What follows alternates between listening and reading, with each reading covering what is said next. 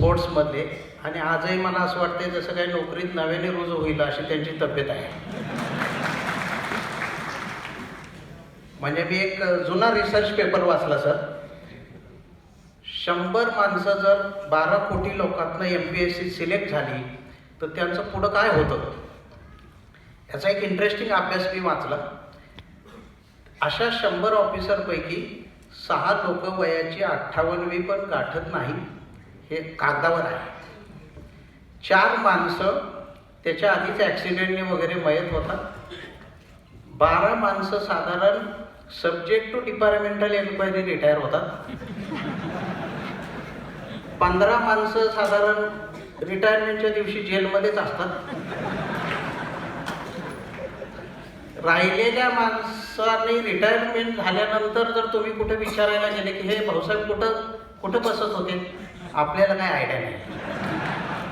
म्हणजे रिटायर झाल्यावर 35 वर्ष मंत्रालयात राहिलेल्या माणसाच्या बद्दल तुम्ही विचारायला गेला ना तर शेजारचा टेबलवाला म्हणतो मला काही माहिती नाही.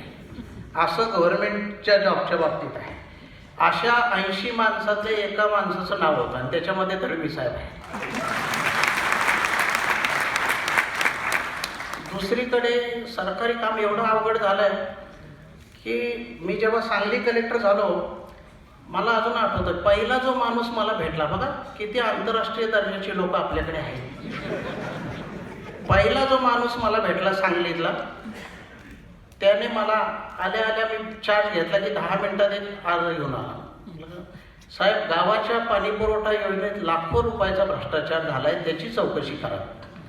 मी म्हटलं योजना सुरू झाली का? तुम्हाला अजिबात नाही. हां, किती ग्रेट लोक आहेत. म्हटलं पाईपलाईन झाली का? नाही साहेब. विहीर झाली का? नाही. मग कशाची चौकशी करायची ते तर तुम्हाला शोधायचं. मग माझ्या लक्षात आलं सांगली जिल्हा आता सुरू झाला. म्हणजे दुसरीकडे हा असा कार्यक्रम आहे. त्याच्या पलीकडं ज्यांनी काम करायचं तो कायदा आहे.